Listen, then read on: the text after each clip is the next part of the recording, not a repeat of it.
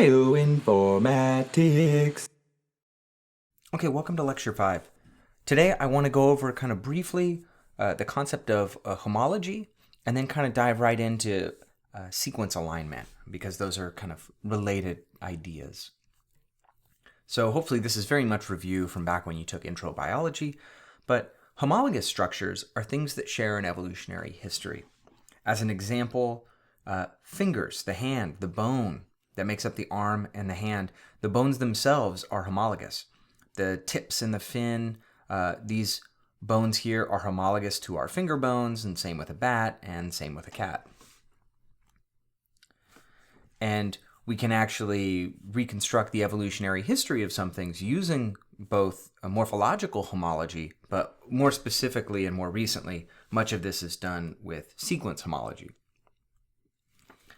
And so here's an example of sequences that are highly similar. So if we look at the mouse PAX6 gene and then highlight similar sequences in several different lineages, like the fly, the shark, the squid, and flatworm, we see that there's high degrees of similarity, high genetic similarity as far as the nucleotides, as well as very, very high protein similarity when you translate them.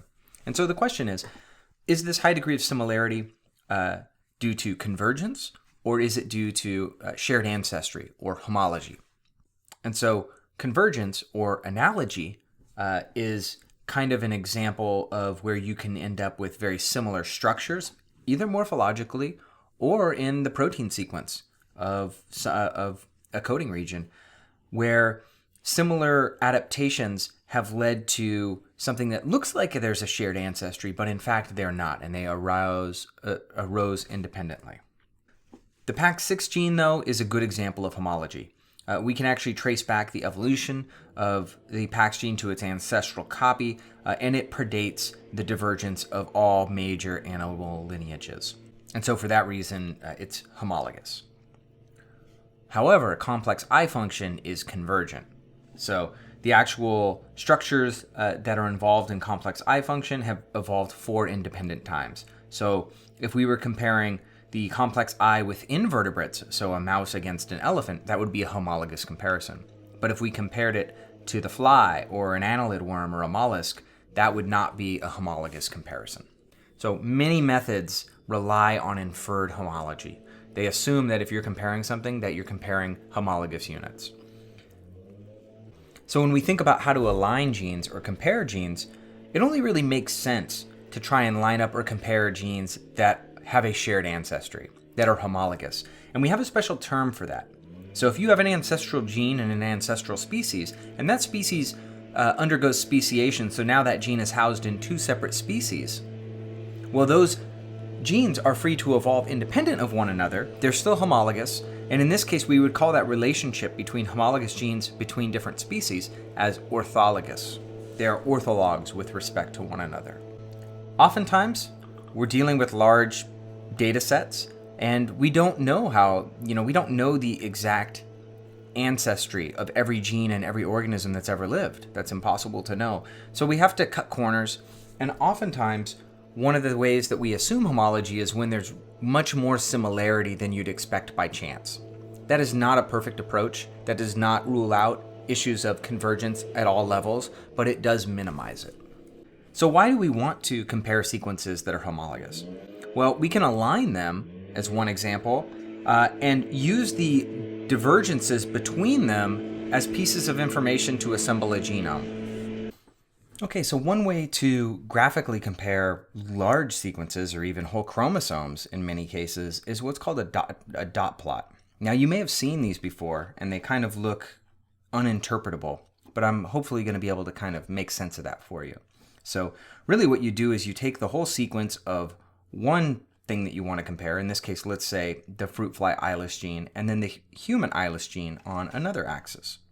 Here's an example if you were to line up a Arabidopsis lyrata chromosome with an Arabidopsis thaliana chromosome.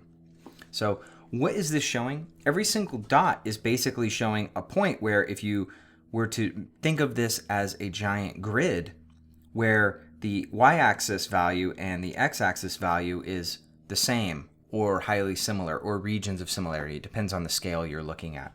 And so what we can see here is that there's quite a bit of similarity between this section here and this section here as well. It seems to be spaced out. There's a lot more insertions potentially, or deletions here to have the same numbers of same kind of regions of similarity.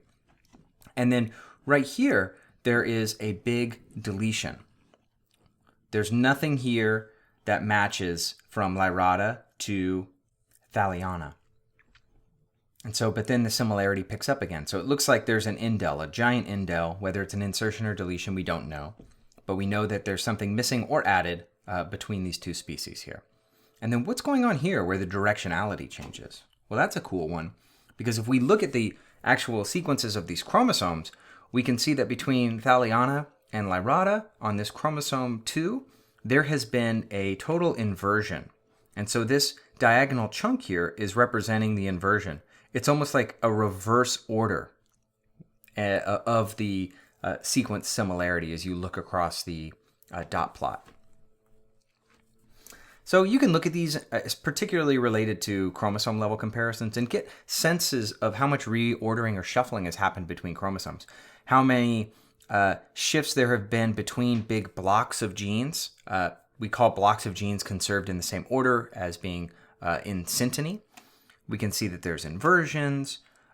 We can see that there's a duplication here. There's actually 2 copies of something in one side and only 1 in the other. And again, kind of little disconnects and things like that. So these are kind of nice to look at rates of change. Here's an example of looking at lots of different chromosomes from that same Thaliana-Lyrata comparison. And you can see that some chromosomes experience far little change following speciation or sections of chromosomes, while as others are completely rearranged, and you probably wouldn't be able to tell that they were all that similar using a dot plot approach. Another way, and probably what you're more familiar with or should be more familiar with to compare sequences, is just a standard sequence alignment, where you line up columns of 2 or more sequences and highlight them by similarity. So by convention, we represent an insertion or deletion by a gap, and oftentimes you have a bar between sequences where there is a match. So in this case, we've got 2 sequences that are amino acids, and we have 1 mismatch here in the middle. Here's another example of a pairwise alignment here, and you can see this is a long gene. This is that eyeless gene again. It kind of wraps around over and over again. So you can see that towards the front half of the gene, there's more matches, and then the back, there's really only fly sequence. It seems to go on far longer than the human eyeless gene goes. Okay. So what is this used for? Well, assuming your sequences are homologous, an alignment allows you to determine areas that have diverged from one another following speciation, basically, when those genes eventually became orthologs with respect to one another. And so it's important to keep in mind that there is not an inferred order to which one goes on top or which one goes on bottom, because they have both been evolving the same amount of time since their last common ancestor. The fly and the human have both evolved the exact same amount of time since the fly-human common ancestor. And during that time, either the copy that's housed in humans has lost a big chunk, or the fly has gained a big chunk. We can never know which it is, at least right now. And so rather than calling it an insertion or a deletion, we actually call it an indel to suggest that we don't know whether it's one or the other. Same goes for substitutions. We don't say that humans had a mutation that was an N or that fly had a mutation that was a G. We just say that there was a substitution there. Now, if we had more species to throw into this and we saw everything was G except for humans were N, then we could say, okay, it's most likely that humans had a substitution there because they're the only ones that are showing that. So our goal really in sequence alignment is to line up 2 sequences that we assume are homologous and create as many possible matches as we can. Now, why do we want to do that? Because we need to think about what's most likely under an evolutionary scenario. So there's many ways that we could line up these sequences. We could line it up with just one mismatch, But we could also line it up with a mismatch and 2 indels. We could line it up with a mismatch with no mismatches and many indels, or many mismatches. So how do you decide which of these is the most realistic scenario for explaining the homology between 2 orthologs? And this is important because we need some sort of mathematical way of figuring this out, because we can't just look at them all by hand and go, well, those ones look silly. It's this other one that's more likely, because it quickly becomes an intractable problem to look at. Here's the math, if you're curious, for how many possible alignments there are given a number of bases. In this example, if you had 11 letters that you were trying to align for an amino acid sequence, there are 705,000 possible alignments. And there's no way you would ever look through all those, because many of them would be ridiculous. There'd probably only be 3 or 4 that are even worth considering. So the longer your sequences get that you're trying to align, the more possible combinations there are. It only takes going to 17 letters that you end up at 2.3 billion possible combinations, and it just ramps up exponentially. It doesn't take many for you to reach a point where there are more possible alignments than there are stars in the universe, which is kind of a crazy thing to think about. So we do know some things about molecular evolution. We know that mutations are relatively rare. We also know that indels tend to be relatively rare. So when aligning things, we should penalize adding in indels and adding in mutations in different ways. And so we can use that information to formalize a way of automatically assessing the most likely alignment. Because right now I can look at these and go, well, this one is better, but why is it better? How can we formalize that? And so that's where different types of alignment come in. There's 2 primary ways of thinking about aligning things.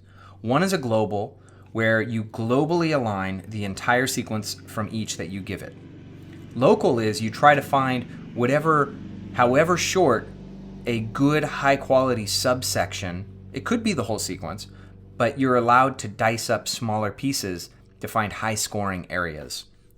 So in this case, you would align the whole sequence. In local, it might be only the back end of this sequence had good alignment to the front half of this other sequence, or there might be 2 regions of good similarity. And there's a crossover here because maybe this gene was part of an inversion, something like that. So I'm going to show you a very simple example of how one of the original alignment algorithms worked.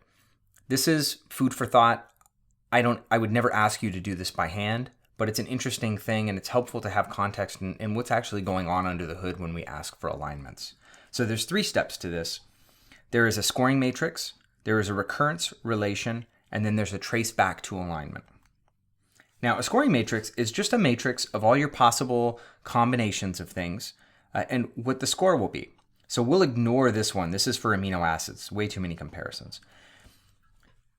Here we've got the nucleotides in a matrix. This is basically saying if you have a match between A in an alignment, it's worth 1 point. If you have a mismatch between an A and a C, it's -1. Between A and G, it's -1. A and T, it's -1. This is where, if you wanted to get fancy, you could alter this matrix to reflect the frequency of transitions versus transversions if you wanted to. But we'll go extra simple. A match is +1, a mismatch is -1. And so what we want to do is we want to basically make a matrix that's the length of each sequence +1, so that we have this kind of empty cell to start in. And I'm going to show you how we're going to fill this up. So any given cell has a set of coordinates. The coordinates here are 3, 2. It's kind of like playing Battleship.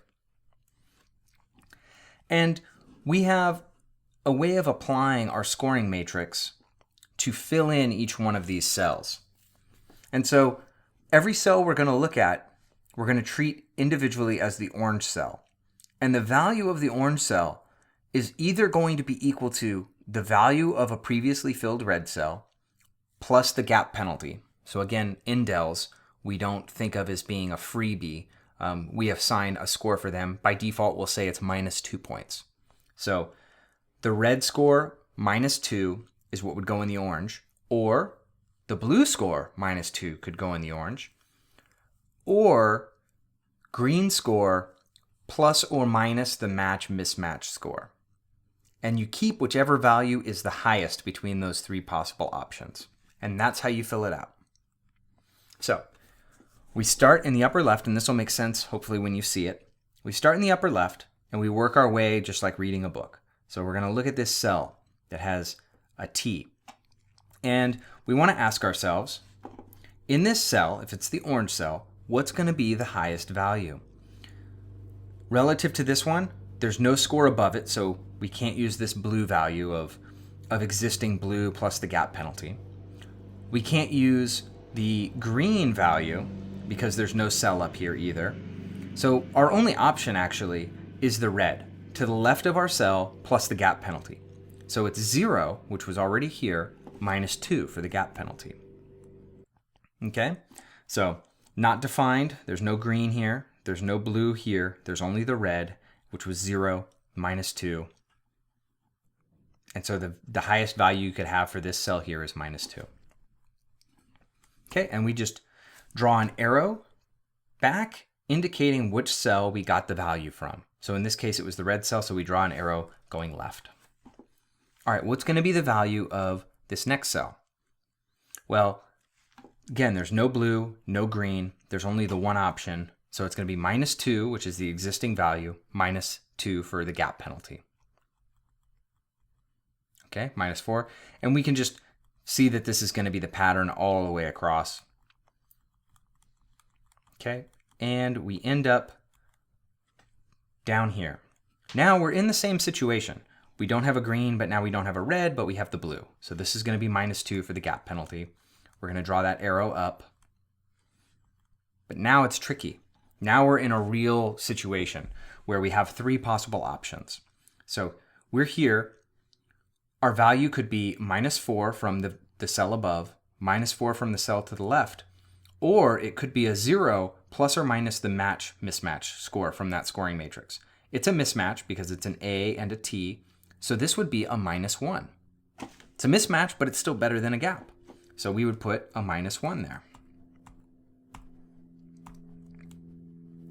Okay, and now we do this again. We've got an A and a G, so we have our options are -6, -3, or -3, because we got a -2 and a -1. Okay, we have two options, so we just put two arrows. Okay, and we can just continue this all the way down and fill it all the way out. And this is what our completed matrix would look like. So now we trace back through this, and this is where it becomes nice and easy. So we just follow the arrows all the way through.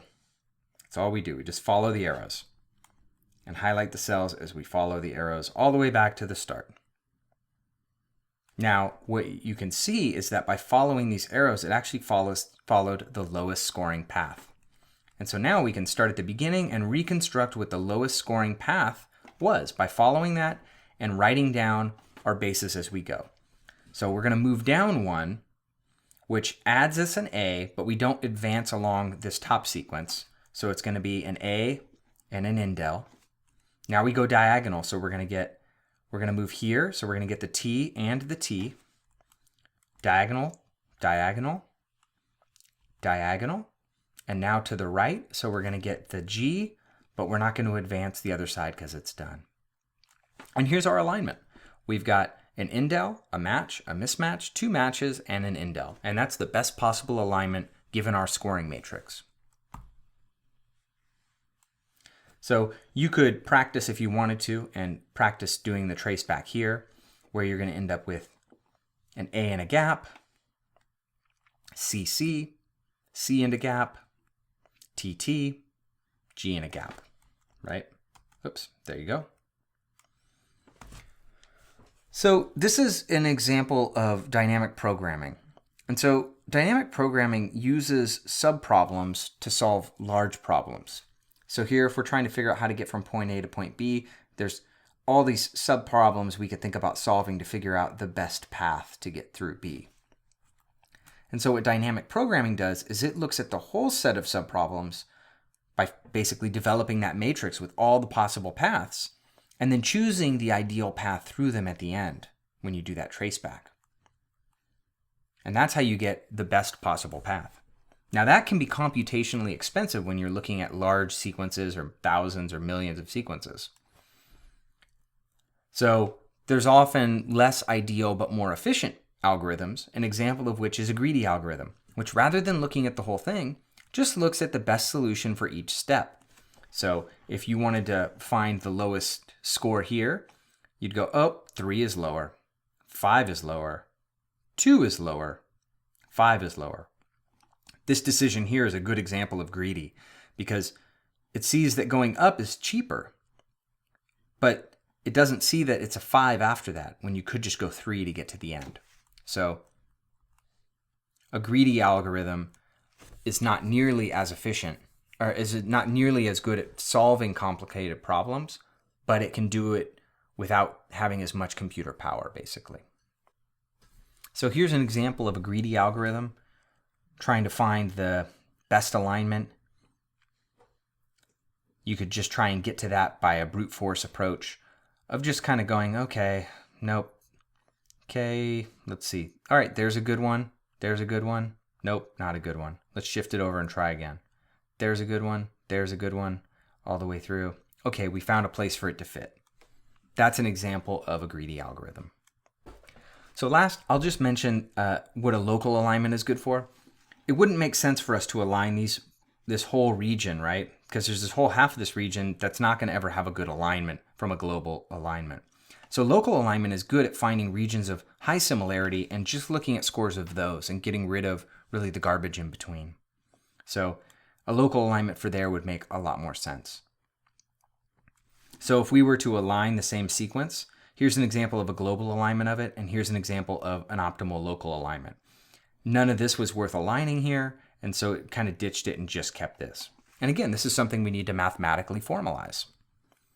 So this is going to be very, very similar to what I just showed you with the global alignment, but we add a final option that you can add a 0 if all possible values are negative.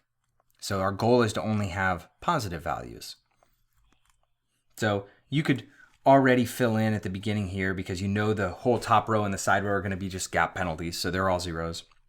And now this is just the same thing.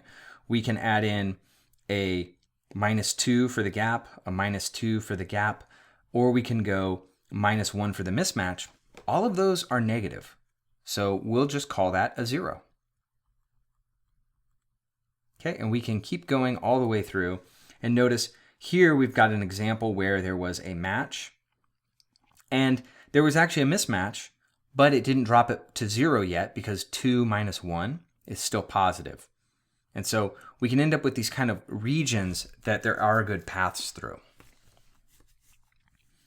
And so rather than starting for our traceback at the very bottom right, we start at the highest scoring cell in the whole table. Here that is the 6. And we just follow this set of arrows as far as we can. And that is our best local alignment right there. And we do the traceback just like we had done before. And there is our local alignment between these two sequences. I know that that was a lot and probably not something super exciting for you, but just kind of think to yourself, there'll probably be another time, there will probably never be another time where you will have stopped to think about how sequences are aligned. And now you kind of have a general idea about how scoring matrices affects these, because you will at some point be changing between different scoring matrices. Again, whether all base substitutions are equivalent, whether transitions versus transversions are worth different values, things like that all can impact the path through here that's generated. So it's still a little ways away, but we have our first practical coming up down the road, and I know that's something people always get stressed about. I just wanted to give you an example of something I might ask on the practical. The practical really is not going to ask you a single thing that's memorization of something I've taught during lecture. It is all practical based on the labs. It's open lab, open internet. The only thing I say you can't use is you can't communicate with each other. But if I asked you as part of the practical, Here's an SRA accession number. Can you go provide me the code that you used to go and download it? Tell me how many reads were in the file, trim it, and then tell me how many reads were in it again. Now, you might not be able to do that from memory, but that's okay. Can you go back and repurpose code that you've used in previous labs to do that? If you can do those things, or you're confident that you can follow along and repurpose what we've done in the lab, you're going to be totally fine for the practical. So with that said, the lab today is going to have you go through sequence alignment and play around a little bit with that. It's going to be doing kind of what we call classic alignment. We're not thinking about genome scale data right now. These are aligning small regions or single genes. But we need to master that before we move on to larger scale stuff. Okay, so I'll be there in lab to help you.